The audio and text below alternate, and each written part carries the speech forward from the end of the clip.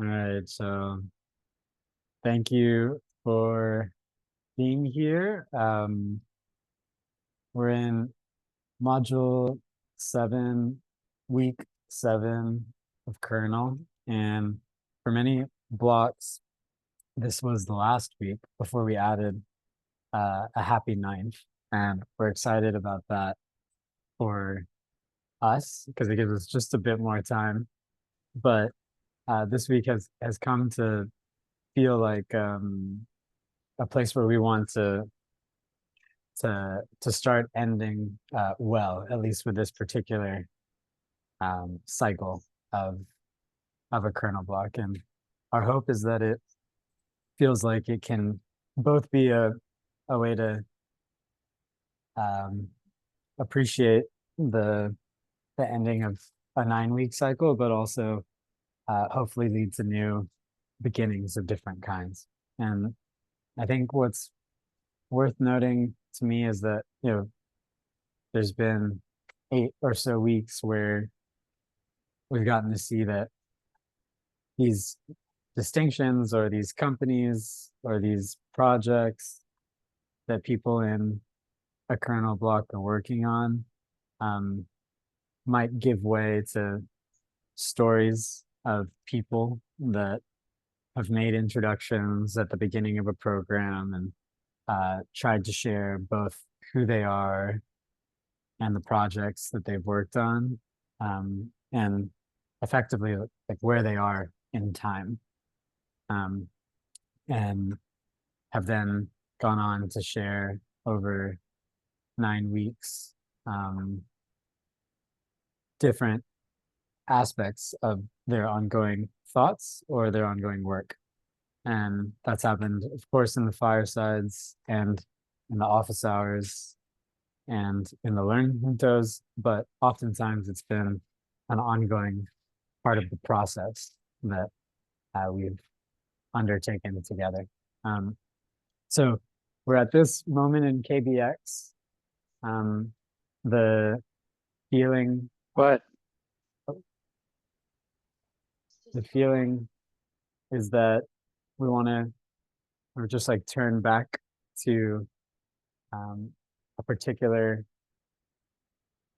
remembrance of what good has happened and excitement about what's to come. We have the last week where we'll have a showcase.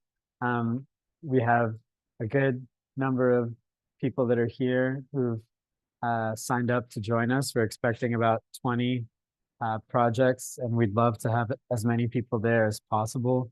And then we have the block party where there'll be an open mic with a few slots still available if you'd like to sign up next week.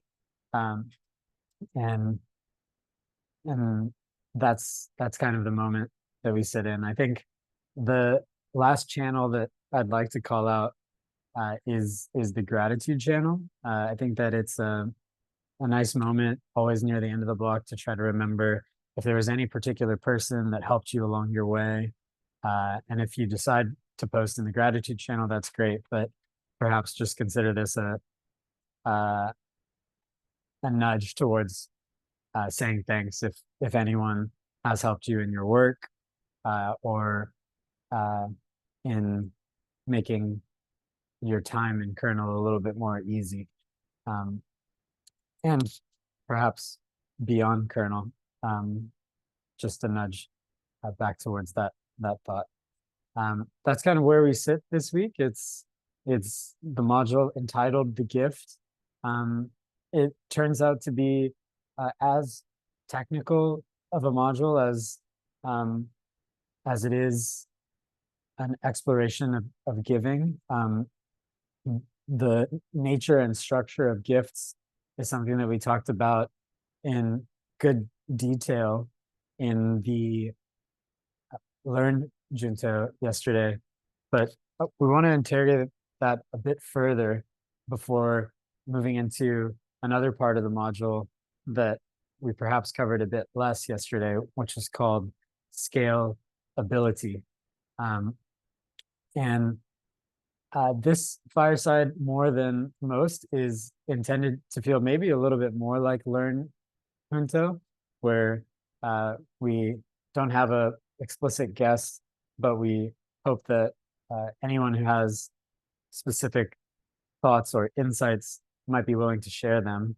Um, I think at this moment, I think I'd love to start with Will McCollum, who has kind of a deep history with gifts and has a very specific lens and place and time where he's been exploring it. And maybe that's just one way to navigate into conversation while we can come back to the module to help continue us forward from there. But two modules of the two crafted readings, giving and scalability, and starting with the structure of the gift, and maybe we can nudge down into this part at the bottom that's about the gift paradigms and perfection. But Will, if you're willing to just tell us a little bit about where you are in space and time, and what you know about gifts. Sure. So hello everyone. I'm Will McCollum. I'm a PhD candidate in anthropology and I'm an archaeologist. It's my subfield as my day job. And I have also been working on this project that is called Potlatch, fittingly. And this is kind of a timely module for me, sort of taking stock of where I am in kernel, but also with Potlatch. This very dramatic image behind me, which I was telling Vivek I didn't plan. I just sort of sat down at this desk in this office, and there it was behind me. But it's a good kind of show and tell piece too, because as an archaeologist, I'm working on my dissertation right now, and my field work, I'm in Birmingham, Alabama, in terms of where I am in space. So kind of a provincial outpost. And for my project, I excavated a mining camp, workers housing for an iron ore mine in Birmingham. Birmingham was a big industrial city, late 19th, early 20th century. And I'm right now in the offices at Red Mountain Park, which the site that I worked at is in the park, which is an urban industrial park. It's actually the largest urban park in the United States, interestingly, because it is in the city limits. Um, and this is an image of one of the mines, I think mine number 13, which was in the park. And so, yeah, I excavated last year, and right now I'm working in a lab. Just I've kind of thrown together an impromptu lab in the park's warehouse space, and working with a couple volunteers, analyzing artifacts, which basically means washing, sorting, and cataloging artifacts. And then if I find anything of note, maybe it has a maker's mark on it or some other diagnostic sign, meaning that I can find out, when and where it came from roughly. So while cataloging, I'll spend some time scouring kind of collectors' message boards online and trying to figure out where the artifact came from. So that's what I mean by artifact analysis in short. But so that's, kind of my day job used very loosely. Um, and I'm actually giving a convo tomorrow at 10 a.m. Central Time, thinking about archaeology and Web3, web in general, networks in general, but also thinking about what an archaeology of the blockchain would look like. And it's something I haven't found any resolution on and only been thinking about recently. So it'll be kind of an open conversation. Um, yeah, so if you want to come to that, feel free to sign up.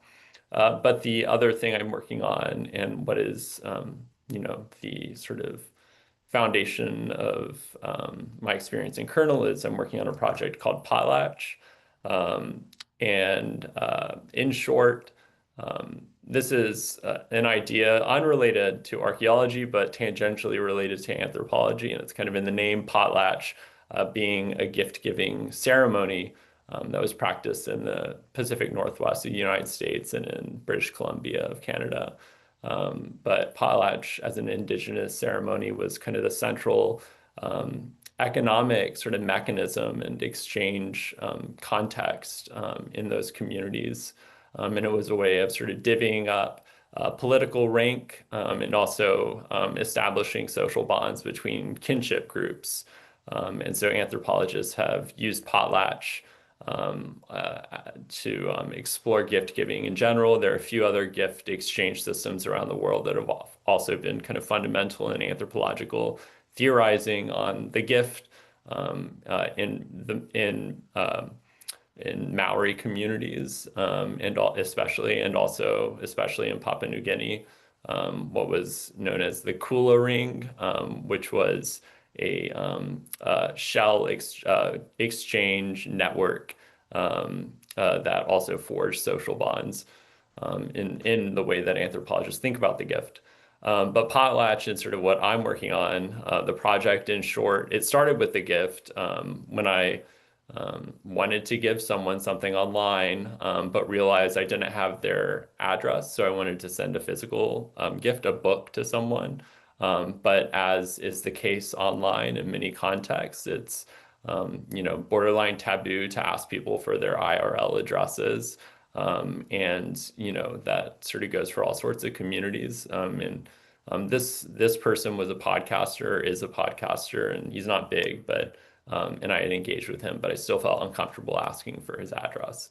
And so I realized, maybe there's something there. I mean, maybe this is a general phenomenon of people being unable to send kind of things in the mail to each other because addresses are, no-go online a lot of the time, physical addresses. So I tried to solve the problem of how one might send a gift in the mail, an actual package to someone whose name or address they might not have. For no illicit reason, anonymity just being kind of a latent state in much of online life. And so, I came to a solution to that problem and then realized that potentially the solution was, broader than just gift exchange, but covered exchange of sort of all kinds, including commerce. And so I landed on commerce, but I'm sort of extending the bounds of it more generally. And I don't think of potlatch as a platform. I think of it more as kind of an infrastructure and a protocol, a very kind of primitive protocol, kind of fittingly in terms of, attaching keys to packages and repackaging and routing. And it sort of follows a kind of a physical tour kind of system of onion routing and relaying internal to potlatch as a third party, but it also relies on smart contracts and an escrow that is enabled by a blind verification mechanism of potlatch being a verifier, but not a trusted verifier necessarily in terms of potlatch has no access to funds and has no access, can't even see the transaction or the details of the transaction. So that's how potlatch is a blind verifier, or as I'm also thinking of potlatch as a blind oracle. And so that's, in short, what potlatch is and what I've been working on. And I've also been thinking about, exchange. There was this line in the module that I appreciated that asked what it would be like to introduce the logic of the gift into commercial life. And this was turning on its head something that Lewis Hyde said, the critic in that lecture that was posted in the module when Lewis Hyde was describing the gift and how when commercial logic is introduced into gift economies, it really leads to a kind of cultural collapse process or cultural disintegration.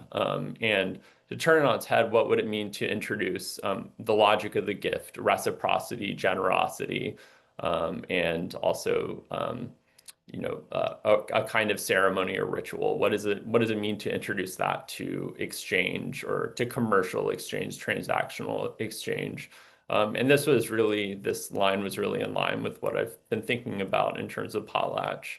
And also thinking about what it means for it to be an ephemeral kind of encounter, the kind of anonymous exchange relations between participants are one-time sort of single-use encounters through kind of encrypted chat and also through pseudonyms and usernames. And it sort of this proliferation of keys that hopefully is mostly back-end and not really totally doesn't ask too much of the user, although I'm still trying to figure that out. But what does it mean for these rituals, these kinds of moments of co-presence or relation to be ephemeral?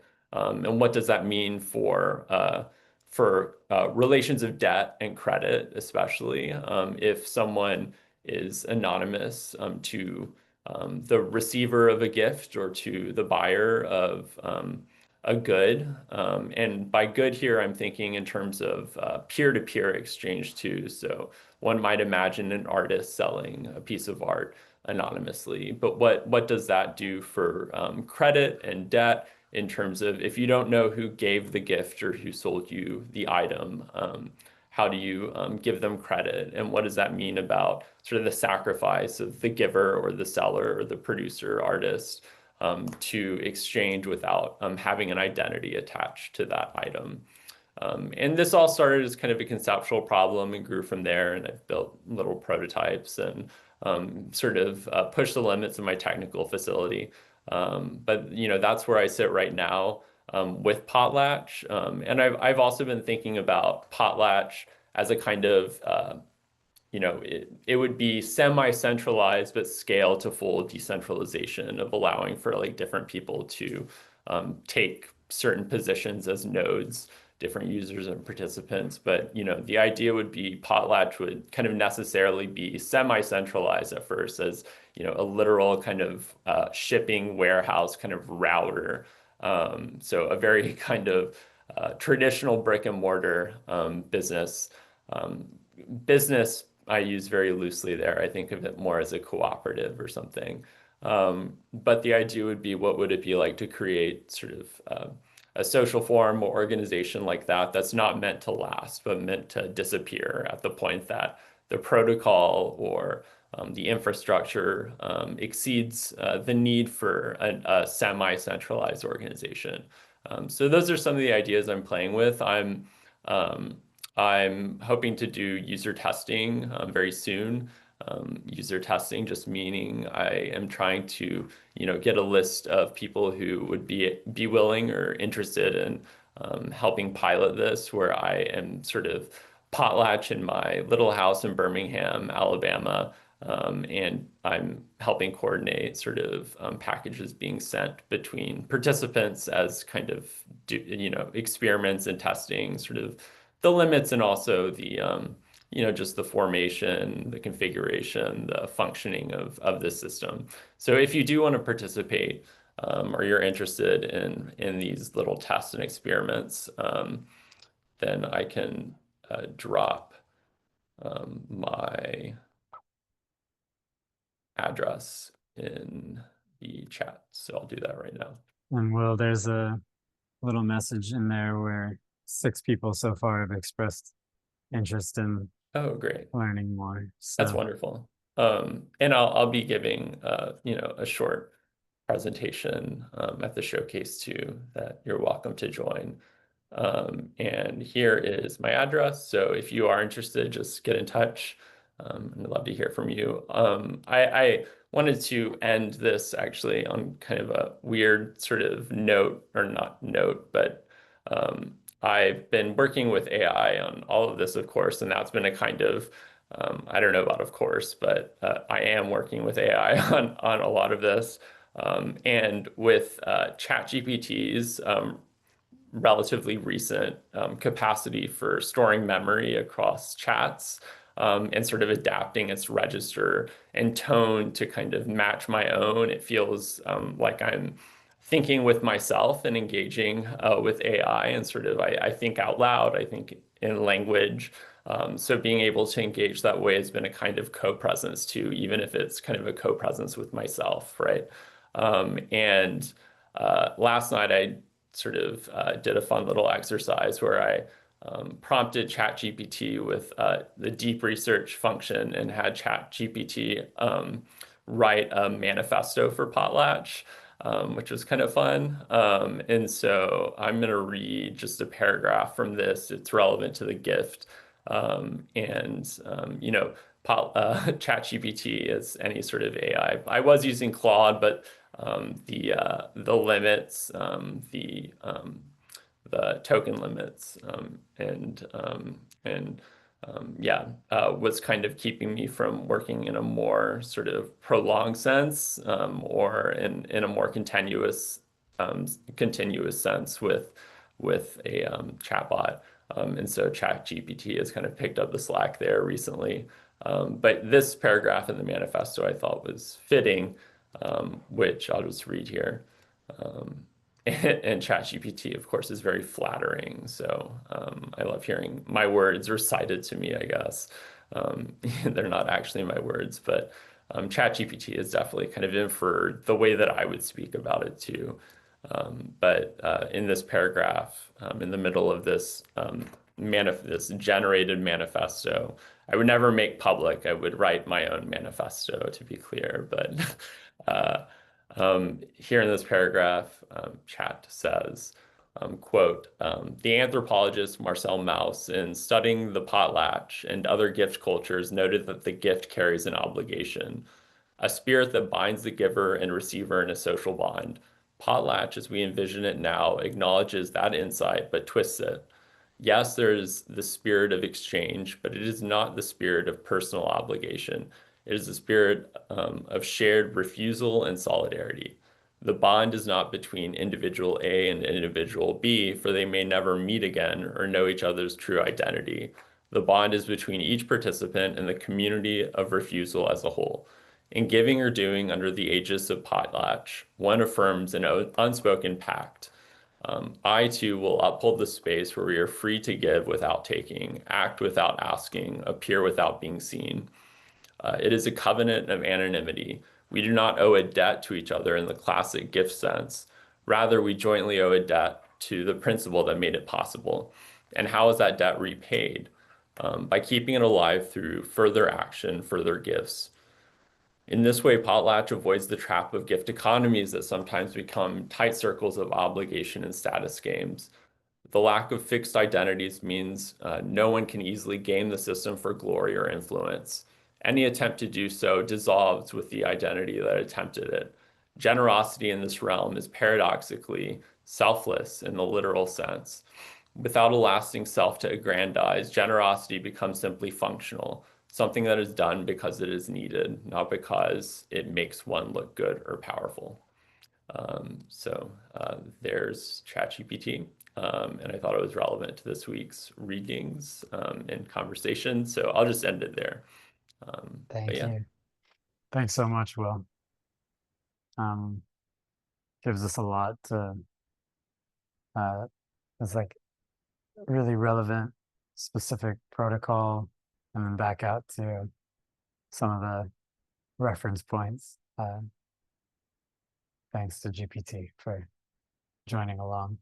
I'd be curious if there's any like immediate reactions or even delayed ones from different other parts of the starting point that either the module or Will gave us. Really looking to have as many perspectives as possible explored in this week.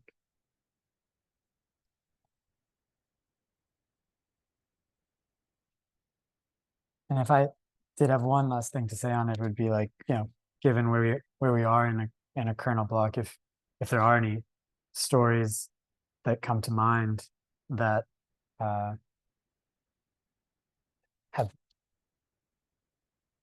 have felt this way, have felt like in your life that this like spirit of the gift, you've you've encountered it and it has helped you along. Hoping to use those stories to understand the structure of giving a touch better.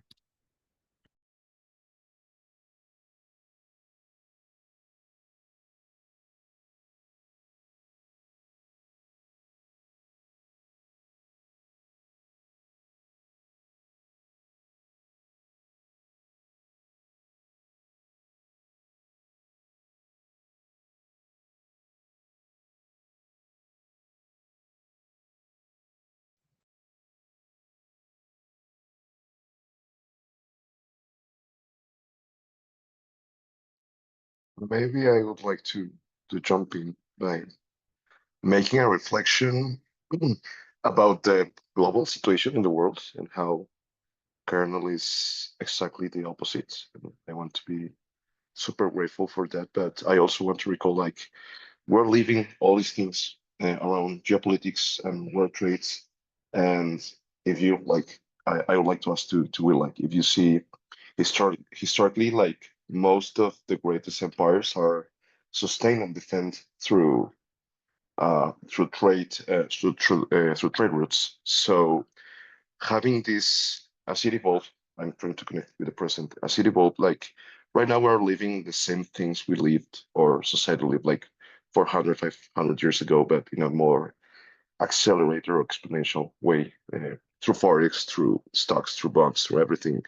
And having these open spaces where the will is just to connect, to share, and to give this is refreshing. So I just wanted to address that, and maybe, and it's something it's a question I make myself. Like I don't know if we don't get into that more political or present economic conversations through juntos or or through these spaces because it's not the it's not our mindset or profile. But yeah, I just wanted to address it. Like it's a crazy world. It's impressively crazy what's happening around, and that having these few hours per week just talking about how things should be done and from the right place and from the right mindset and from the right place of the heart is refreshing, but also it has like a sort of urge of how to connect to the world or how to bring this mindset or this heart or thoughtfulness. I don't know how to say it to the world.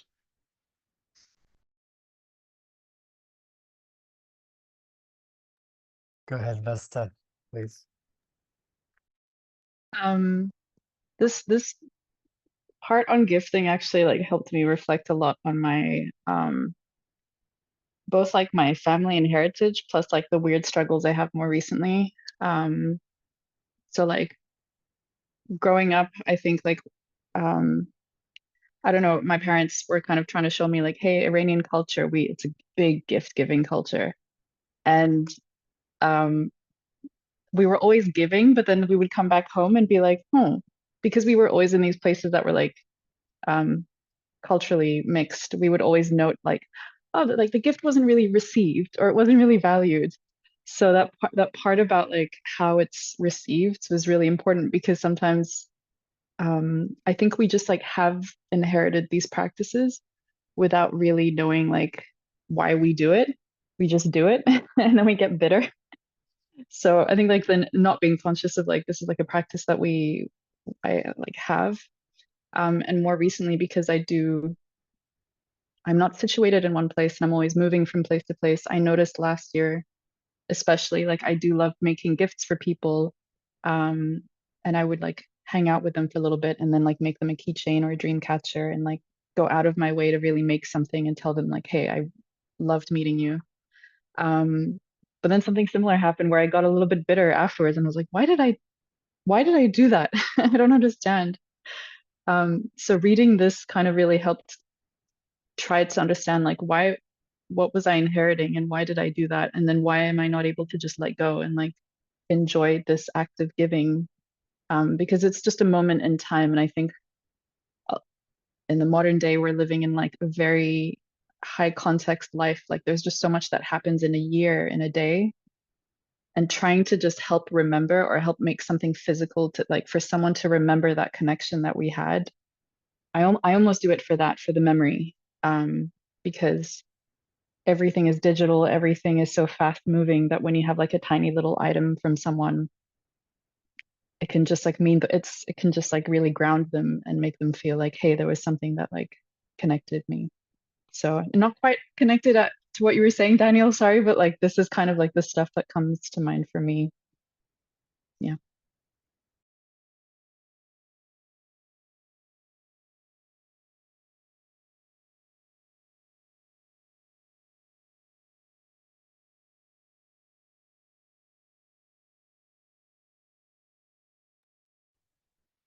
Go ahead, Max. Please.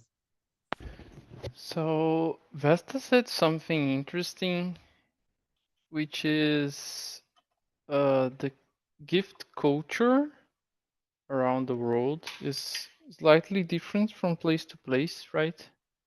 And there are unwritten rules and expectations on how to receive a gift. And I think it's interesting to reflect on the act of gift giving. And we were talking about sharing and gifting yesterday. And I think sharing is an act of I lack the word in English, but you when you share, you still expect ownership of what you are doing, right? You share ownership of something, and you expect to retain your property on what you're sharing. And when you're gifting, you are giving, and by giving, perhaps giving up on your expectations about that object and how it will be received. And it reminds me of our very first module on messages, right? There are certain ways to give a message and receive a message. And that touches me in a way because communication is something that I learned how to do with age and perhaps with intellect, but it's very difficult for an autistic person to rely and understand unwritten rules and non-explicit rules about things. And it's very curious to talk about that because I often don't know how to react to gifts because people have expectations on how should I react to the gift. So the gift is mine now, but I still have to fill up expectations about it. I can love this thing I received more than anything in the world, and yet I can still love it in the wrong way, right? So it's it's very interesting how can we think about it and reshape the way we give gifts in a more in new ways, right?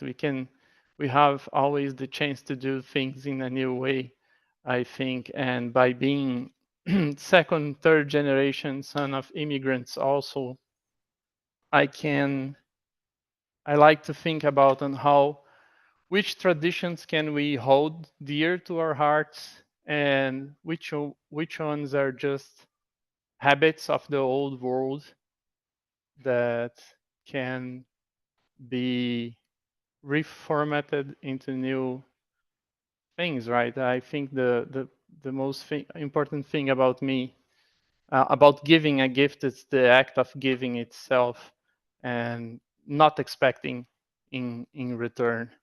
So yeah, there's my 2 cents about it. It's just her talking reminded me of that.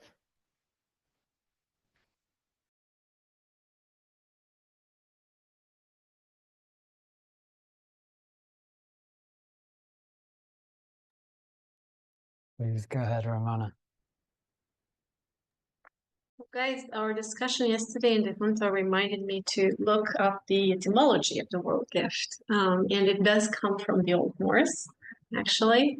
And I wanted to share this because it's like sometimes I think we make our own meanings, right? But it's always interesting to look back and see where it started. It started as like actual giving.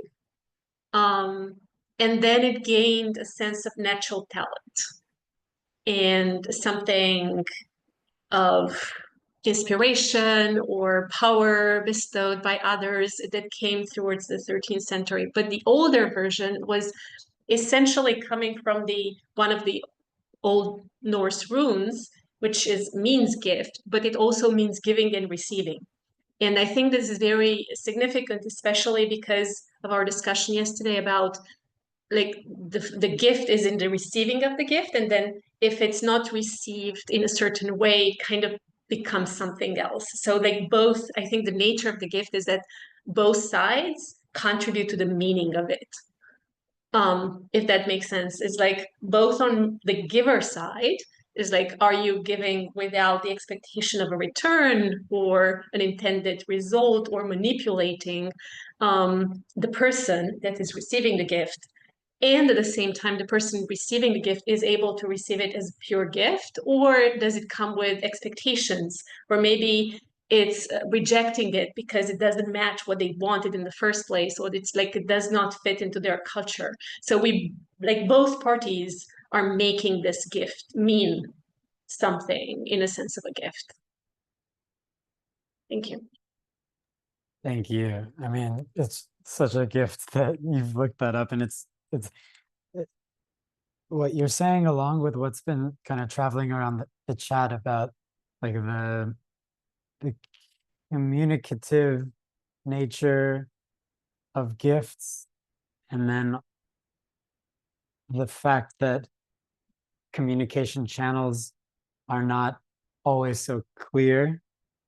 And then there's the other innate, like I have a gift for, that the etymology reminds us of. I think it's really rich, and I do want to point towards, like some of this can feel, I think, sometimes really maybe high level, or to Daniel's point, really hard to bring back into the world.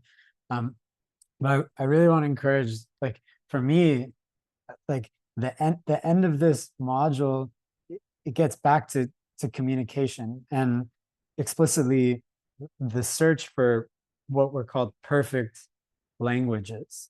And it's funny how this, like the nature of the gift, it is tied towards a deeply mathematical search for the perfect language. It references Umberto Eco's book with that title, The Search for a Perfect Language. It talks about Turing and his work in the 1930s to like a mathematical sense of perfection under the conditions of incompleteness. And so you have Gödel's work that was about uncomputability, and then Turing's next edition, which is described here. It says Turing's insight in 1936 was that incompleteness, which Gödel found in 1931 for any formal axiomatic theory, comes from a deeper phenomenon, which is uncomputability. Incompleteness is an immediate corollary of uncomputability, a concept that does not appear in Gödel's 1931 paper. The fact that Gödel's incompleteness is a result of uncomputability suggests that while there is no perfect mathematical language, there are perfect languages for certain computations. And so there's this kind of like deep work that I think is really rich to consider when I also think about like will Will's reading of GPT and the memory systems that GPT is now imbued with, and like the parroting that is possible, but like the gaps. And and this is explored in research on algorithmic information theory and a specific kind of uncomputability called algorithmic irreducibility. And so there's maybe more that we could get into here, but I just want to say like that as you get further into this module, you get into these like kind of like studies from the 30s, 40s, and 50s about which like computers and algorithms are really based, and they're based in a search for clear language in some sense.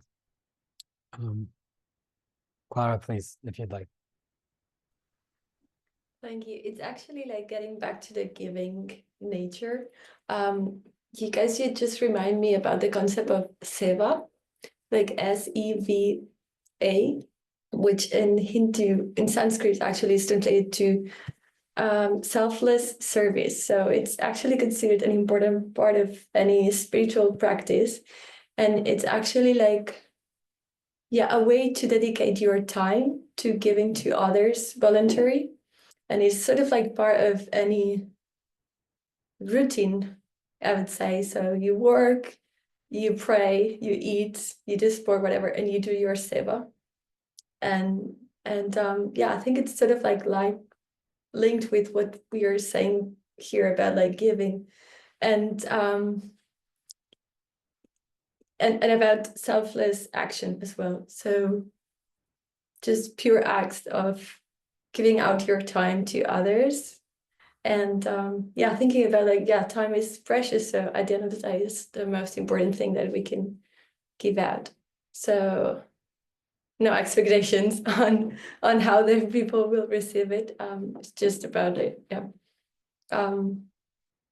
Helping others and at the same time practicing it internally.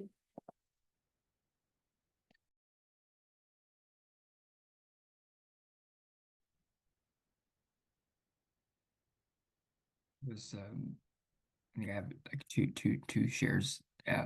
First was a flashback to module 0, where we had orientation. We had to go find an item, and I was hanging out with, it was Nico, Molly, and Winnie in a breakout room, and I shared this wand that my friend had whittled for me. And so they carved it by hand, and they put these little gemstones in it. And I was just kind of sharing how something is. It was a very strange friend, but it was a very specific gift, and it sits on my altar now too. So this thing that yeah, it's I've carried with me for 7 or 8 years now, and it's just something that's very special. And so I was kind of flashing back to that conversation, how that led me to be in a deep relationship with Nico, but also kind of the gift of that orientation moment, and this magical wand. And I also was kind of struck by, we kept saying Giver, Giver, and I was like, oh yeah, like last week I watched the Giver movie again. It was a terrible movie, but one of my favorite, it wasn't a terrible movie, it just wasn't, you know how it goes. But it was one of my favorite books as a kid. It's the first book where I ever had an emotional reaction to what I was reading. And there was a moment that was very deep. That was just, where you find out kind of the nature of the father's job. And it was heartbreaking for me to understand and see something about the cruelty or possibility of humanity. And I wanted to read these maybe quotes from the book The Giver. And for context, it's about a dystopian society where everything, there was a kind of a moment where everything went bad, and then they made a bubble world. And in this bubble world, everything is kind of the same. So everything is structured to be the same. Wear the same clothes, you get assigned to jobs, you find your right role, right? That there's people who are always watching you. You take this kind of pill that makes you not get emotional. It's really this whole thing about this nature of what it could be like for us all to be equal or equitable based on in order to keep organization in society. And I think I just wanted to, share 2 quotes from that book. The first one is kind of like, um, what the giver was. So the man that I named the giver passed along to the boy knowledge, history, memories, color, pain, laughter, love, and truth. Every time you place a book in the hands of a child, you do the same thing. It's very risky. But each time a child opens a book, he or she pushes open the gate that separates him from elsewhere, which is kind of the boundary in this kind of dystopian society. It gives them choice. It gives them freedom. Those are magnificent, wonderfully unsafe things. And then the second quote is kind of around like Jonas talking to the giver, and Jonas is kind of in the book, he becomes the receiver. So his role in society is to receive the gift, which is these memories, these colors, these pains that no one else has access to in all of his society, in the place where he lives. And so Jonas is asking the giver, but why can't everyone have the memories? I think it would seem a little easier if the memories were shared. You and I wouldn't have to bear so much by ourselves if everybody took a part. And the giver sighed. You're right, he said. But then everyone would be burdened and pained. They don't want that. And that's the real reason the receiver is so vital to them and so honored. They selected me and you to lift that burden from themselves. And something about that dynamic relationship between the giver and the receiver actually being the same. In this moment, you're different people, but actually it's almost there's a innate heritage or lineage between them, but also the way by which the gifts we give, the way we receive, has this capacity to be a transferring of memories, but also can also be the elimination of burden or pain on the other. And I think just to ruin it a little bit, I'm sorry, like spoiler alert, cover your ears. The one of the critical points of the book is when Jonas crosses a certain barrier into elsewhere, and by him decentralizing himself from the society, all the memories are set free. And color and love and life and meaning all come rushing back in. And it's just a threshold moment. And I thought that was also very aligned to something about Kernel and what we're doing here too.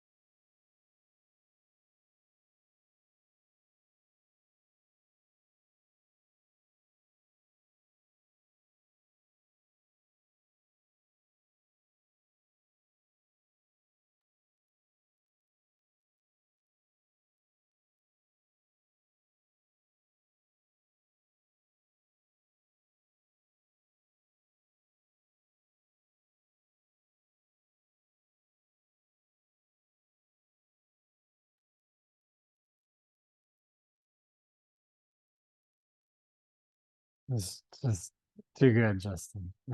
Like, thanks for sharing. I'll say something about the threshold because I think that is a lovely place to sit for a while.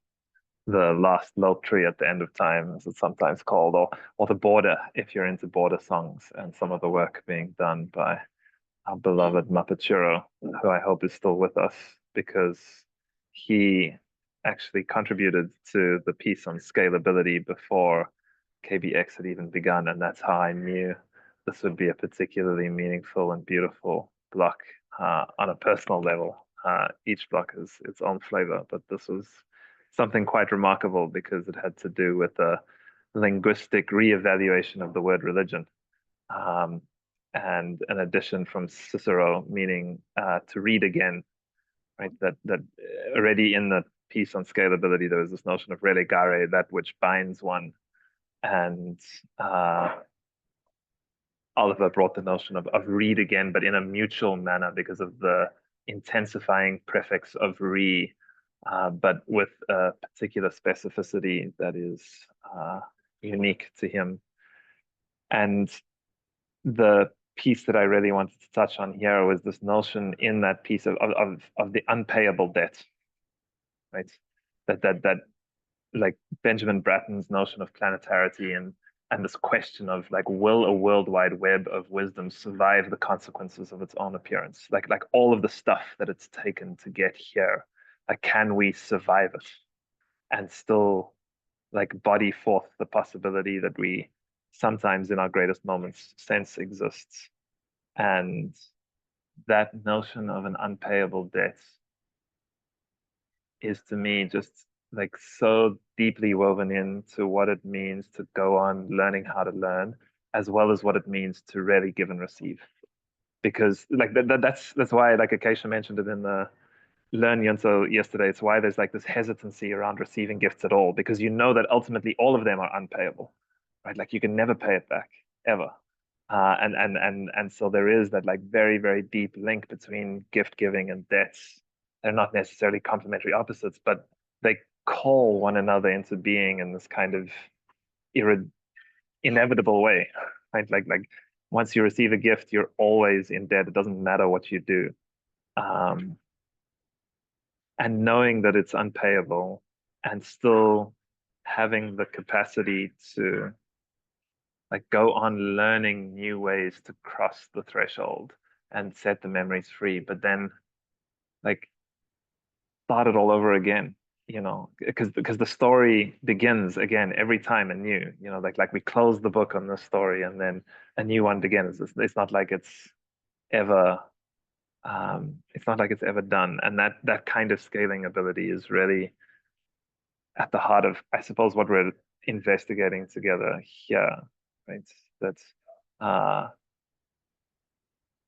whenever you come across something new, you get asked this question, like, are you willing to go through the efforts and the struggle to really, really learn it? And then like the same pattern comes, but in some different part of the spiral. And another person who is in KBX but not joining us tonight said that like there's the realization that we are spiraling towards some sense of it. As that occurs, you realize that the center is everywhere, and there are many, many spirals and many, many senses, many, many, many, many, many. And so we go, right, that you recognize in knowing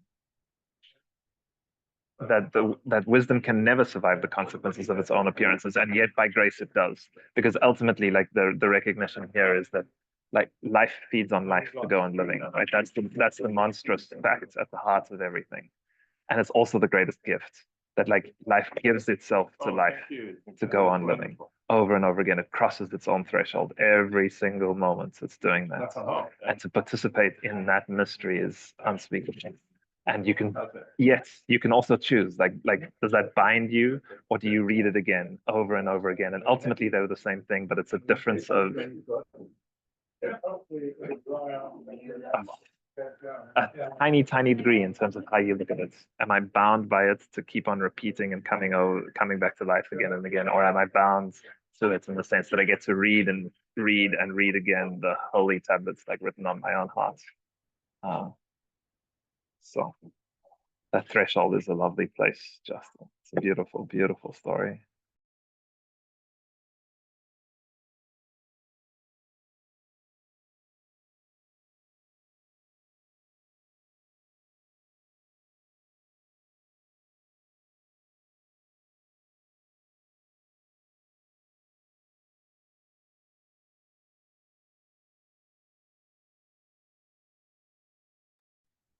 I think I hadn't jumped into the conversation other than providing trolling comments in the chat so far because I don't know, this topic is it touches sort of some deep and not always positive stuff for me.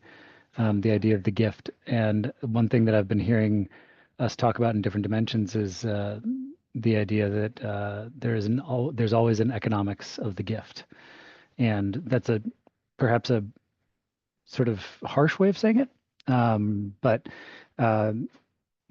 it's another formulation of what we've been saying in terms of like there's different cultural conventions around gifts, and maybe in one culture you're expected to give this kind of gift or receive the gift in a certain way. There's an economics of social interactions, right? Of obligations and that sort of thing. But that formulation of the economics of the gift it also made me, I was really, Will's presentation about Potlatch was really spinning the wheels in my head because, and the comment was made that that project is particularly interested in the current world climate, because I was thinking about, on the one hand, I was like, this is awesome because it's like there's all these sort of business models that exist, right, to solve this fundamental need in most places of moving an object from one place to another without you personally carrying it. What if we found a new sort of iteration of this that isn't solved by a private company or by a government's mail service, right? But maybe by like this sort of ephemeral community owned or community continually reinstantiated version of it. That'd be really cool. But then, my paranoid brain simultaneously was like, the federal police agencies of the world would crack down so hard on this so fast. So there's always economics to the gift, which is the theme that I've been picking up on throughout Kernel, of like that what we're talking about in Kernel is absolutely creating spaces of experimentation in the joyous sense and resistance, which also could be in the joyous sense of like the existing uh, meat space governmental nationalistic regulatory frameworks that exist already. So I don't know. I don't have any answers. Thank you. So I brought up in yesterday's conversation the idea of like this looming, because we live in a capitalistic society, there's this like looming expectation that we kind of commoditize everything, even if it is a gift. We have to like make sure that there's a certain level of ROI on the gift. And if we don't, then maybe we like repackage it and give it away to someone else so that we don't have to buy someone else to get whatever it is. But yeah, I agree with you, Oliver, basically is what I'm saying. And I think more broadly, we're all kind of speaking to this idea of like inevitably baked into a gift. And some people say it's a debt, some people say it's like this obligation or whatever, what have you. But I think we're all speaking to this like interdependent and interconnected nature of a gift. It is the representation that you are in association and embedded in some way with someone else. And there's like a vulnerability that naturally comes with that. And I think we have sometimes in society like failed others in, like it's such a vulnerable space, and like, yeah, it hasn't worked for people. So Justin brought up this very interesting thing yesterday about how he was reflecting on some ideas that were more personal, and he decided to go to ChatGPT to kind of work through these thoughts in his head. And I thought that was interesting because it's another like, I think connectivity is a gift within itself. And there's this, like, what I'm basically thinking about is like, as we become a more digital and technical society and we build these tools and these systems like AI, and we like kind of disparage this idea of gifts, like we're sort of moving away from this idea that we're interdependent and interconnected, and that we should have these levels of vulnerability and like interactivity. And I think that's kind of what Will is doing with his project, is bringing some of that back of like, it's good to depend on other people and it's good to have interconnectivity. And I think about the fact that like, I go to my public library often and I get books from the library, not because I need them, but because it's good for everyone to have a library card so that they can like report up that like this many people are using this public good, or else the good goes away. Like they can't justify the need of that good. Or yeah, just like whatever like public works that maybe you don't benefit from, you pay the price of slight inconvenience by being in an interconnected society to help and support other people. And so, yeah, I think there's like a vulnerability that comes with connectivity and stuff.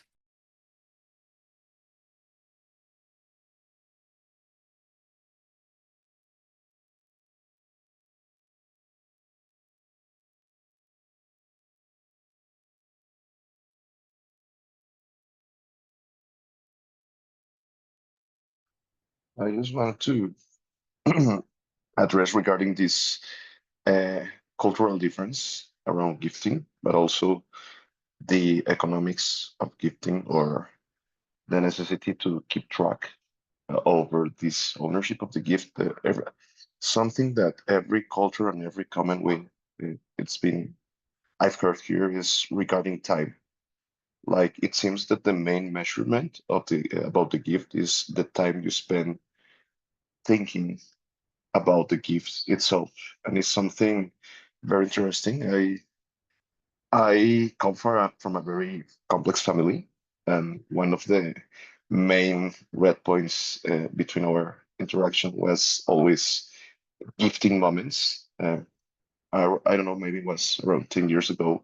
My brother came up with the idea of just giving us books, and we've been giving books to each other for Christmas and for holidays and for birthdays, like for the last 10 years. And yeah, our new measurement is the time you spend like planning which book I will actually enjoy and read is very meaningful. So something that resonates me about the economics of gifting is it seems that the main unit is the time you spend. Like the main or one of the key meanings of the gift is the time you spend thinking about the gift itself.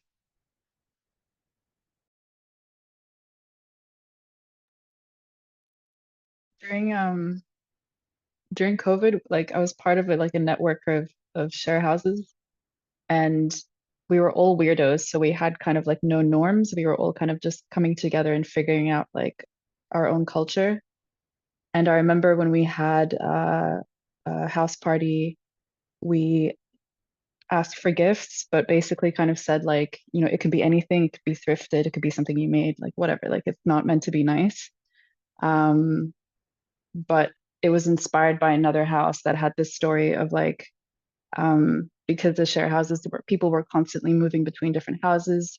We had a lot of shared stories, and there were a lot of creatives who had like, you know, like their own signature thing that they would make. And it was really cool taking part in this because other random people would come over for dinner and they would be able to recognize like, oh yeah, like I've seen that duck statue somewhere, or like it kind of made people feel like they were part of some kind of like shared story thing. So like in a silly, non-economic, non-technical way, this is filled with so much love and silliness and laughter because you could just like people could trace stories of like who was at whose house, and that felt very like intimate as well. I want to bring that back.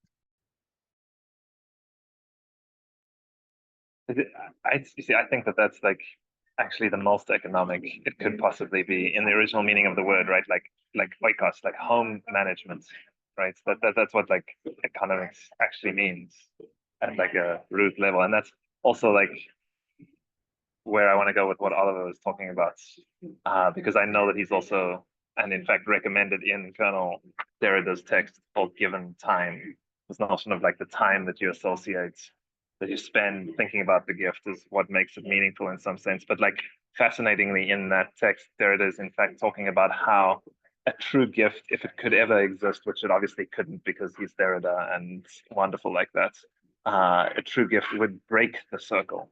Would break the circle. It's not actually like this, like, because as soon as you're in the circularity, you're in this like moral ambiguity of like, am I in debt? Am I not? What do I have to do with this?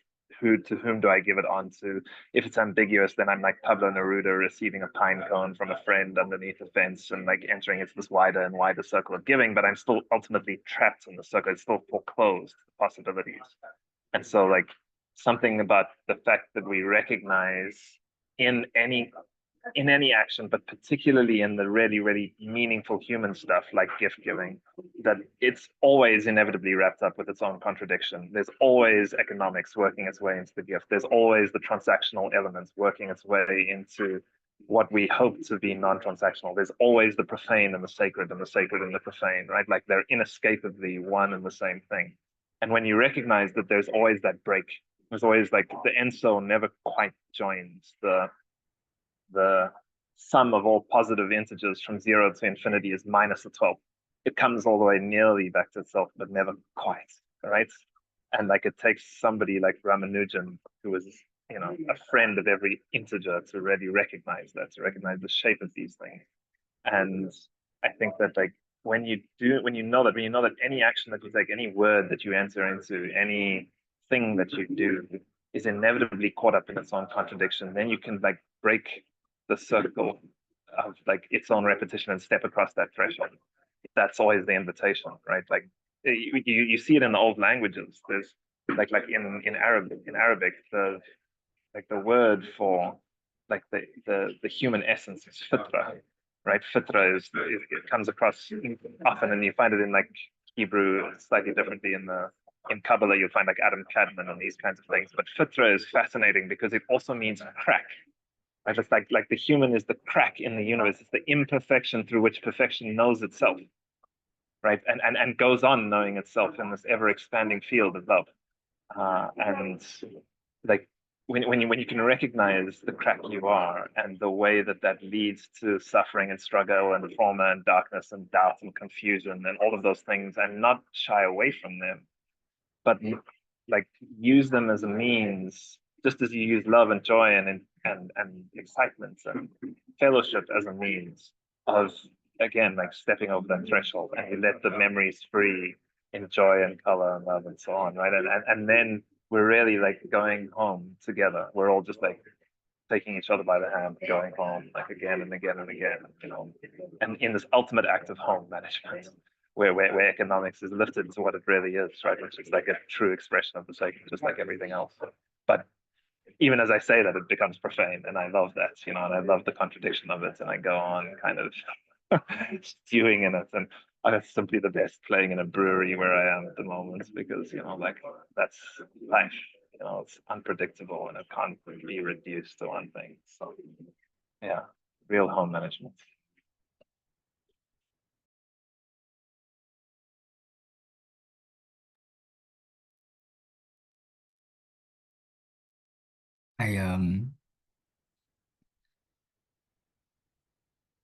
Yeah, something about, well, I'm like anchored or stuck someplace, which is like back to what Acacia was saying about the AI. I feel like I feel like I got caught for a second, and I feel the hook, and I'm like, but I think what it brought up in me was like a story of like we had this woman named Hima Harridan, and she's like a DeFi investor. She was this is probably 2 or 3 years ago. She was interested in doing like regenerative impact investing, and we met her, my partner at the time. He met her down in her partner in Colombia, and we ended up going into a program that she was putting on called 8 Chakra. And 8 Chakra was this idea that like, what her thing was like, I'm gonna put you through an 8-week activation accelerator. And because I'm not going to give anyone money who doesn't have themselves in order. I can give you all the money I can invest in your project, but if you don't have your, chakras aligned, pretty much is the idea, then there's no, you won't be able to do what you intend to do, because you won't be able to do it well. And so we gathered kind of a small team. It was called Samara at the time. And Samara, we had about, I think 7 of us or 8 of us joined.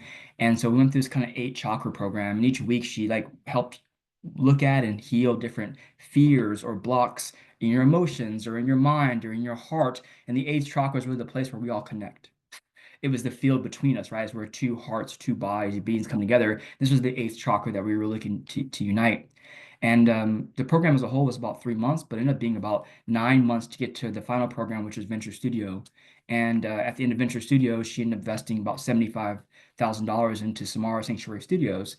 And she did it for no equity and no obligation. And so at some level, she had taken us through nine of us through a 9-month program, and invested in our development through her own learning and scoping. As she was learning her own process, her own methodology, and at the end of it, she actually put another $75,000 into our body of work. And we talked about it for a long time, like, what is that?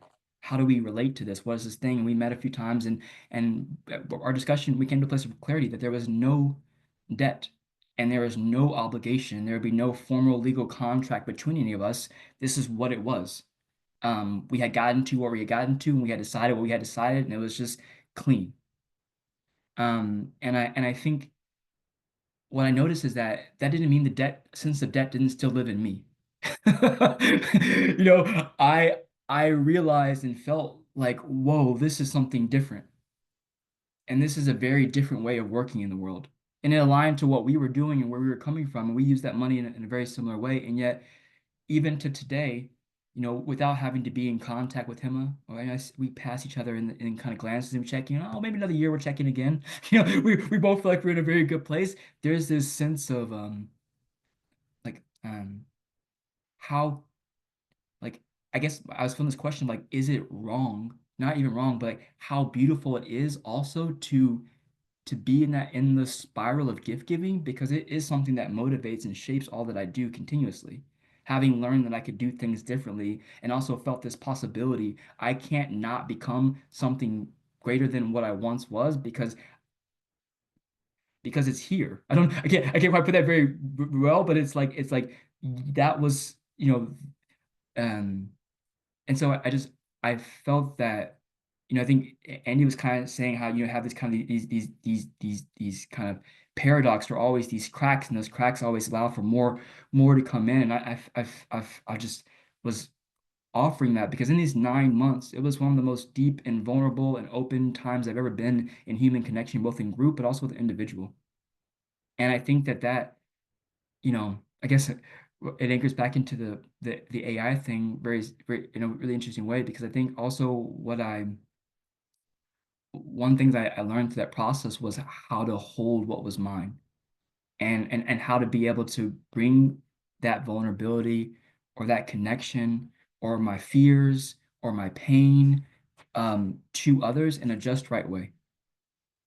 Like, that's part of that, like, responsibility that I received from that process through all the learning about what didn't work for me as I was going through all that. And I guess you know, when I'm talking to my AI, I you know, not mine, but the AI Gemini, I feel that it feels like one of the most core places of responsibility I can have is to really take care of all that I can take care of, not because I don't know that I can be in right connection with others, but because I can actually be in more right connection with others sometimes by coming to a place that is well, yeah, where I've met my own boundary, and now I'm ready to cross the threshold and enter into that dialogue with another, and from that place. And I think it also feels like a way of gifting.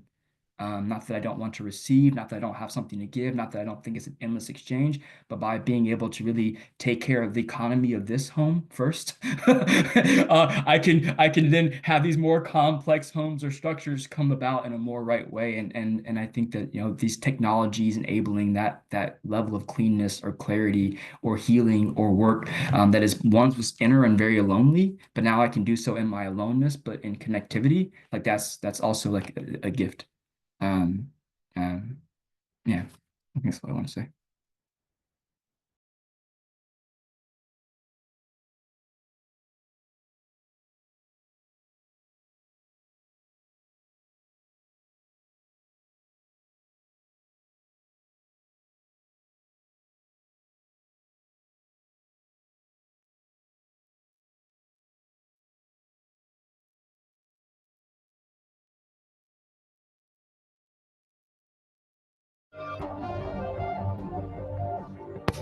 I am still thinking about the gifting economics and how you gotta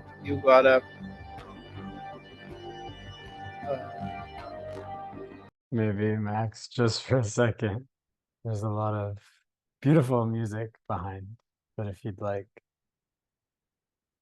we'd love to hear what you're what you're thinking.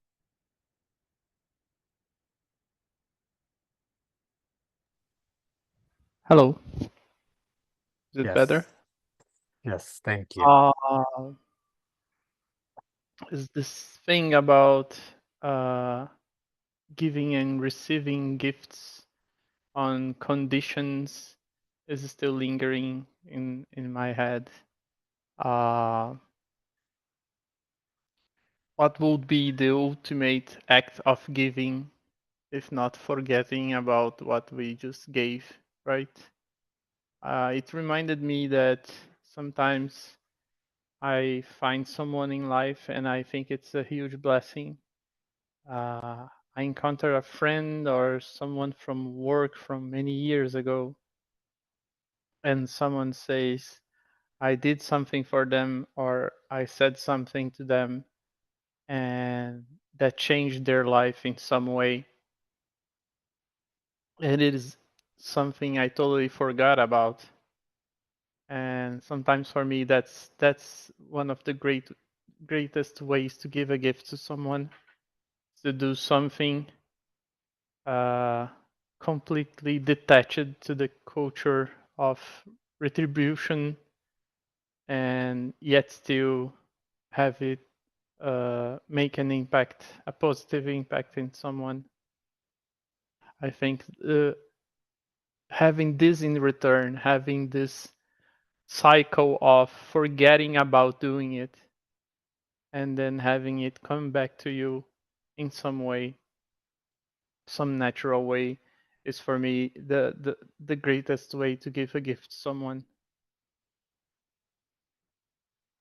I think that was so succinctly put, Max, and it gives us, amidst all of the other great contributions, a clear understanding of the structure of the gift. And I think that we've said it often around this module that we're not advocating for the removal of the market economy, but a suggestion that the study of the nature and structure of the gift is a interesting way to think about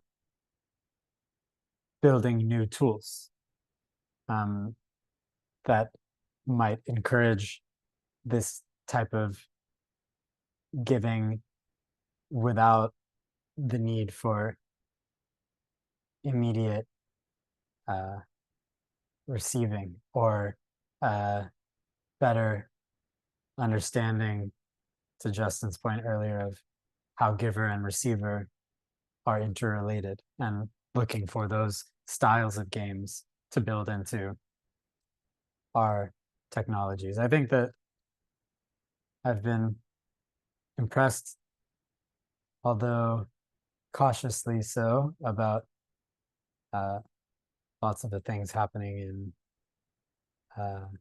in like the increasing clarity of chatbots, and still hopeful that this like human capacity to give remains a part of the ongoing story. There's a quote at the bottom of one of the modules that says, life is an end in itself. Play requires no paradigm. Here's the ground to unthink the world around us. And that's interesting. Like, not that we have to stop like thinking our way through things and organizing as best we can, but that there is a threshold to that style of thinking, and beyond thinking there's just another way of being, and in that way is where a lot of vibrancy is to be found. Does anyone who hasn't yet shared have anything they'd like to say, even if it's quick? Like one of our last moments before Fireside, or even if you just feel like you have something you want to say.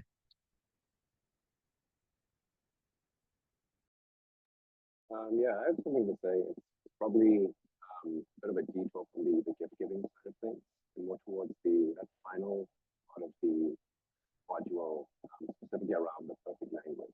So, just in my own work, I think a lot about mathematics and communication, just because I'm making video games to teach. And one of the very curious things about the work is I always look at the kind of difference in how different people relate to mathematics as a topic or field. And so if you like speak to a lot of like mathematicians who specifically are in the game of making math, and you look at the language they use to describe it, they always use words like beautiful, elegant, which I think most other people will correspond with something like art. And so I've always been curious why that distinction exists. And so I think one of the things I've kind of come to is there's definitely a difference between having a perfect language, which these people might consider math to be that, but then there's also how that language is communicated. And so it kind of ties to that whole thing about information theory. And so there's a guy named George Shannon who invented information theory, and one of his big insights is you can have a language, but what influences how well that language is able to communicate is what is the information channel. And so I think one of the takeaways I've come to is how that channel is constructed will influence the way in which you actually are able to understand or relate to whatever that language itself is able to encapsulate. And so I think that's maybe one of the huge issues that math communication runs into, which is, I would say, largely where I'm kind of focused on.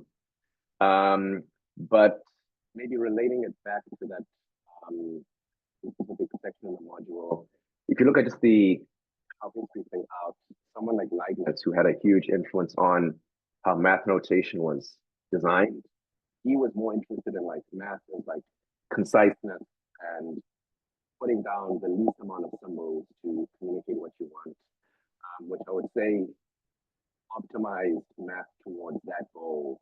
And so that I would say has made it maybe less amenable to things like a communication way that is like better towards learning the language. And so those are just like various ideas that percolated there was someone related to that specific section that I thought maybe were worth sharing.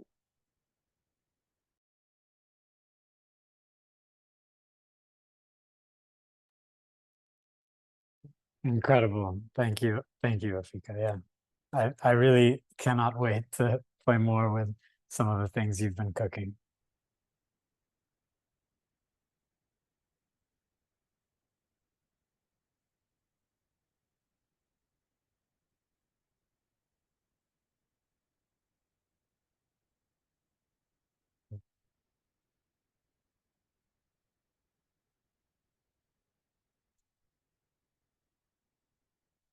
Hey, everybody. Any last thoughts? Please feel free if you do have.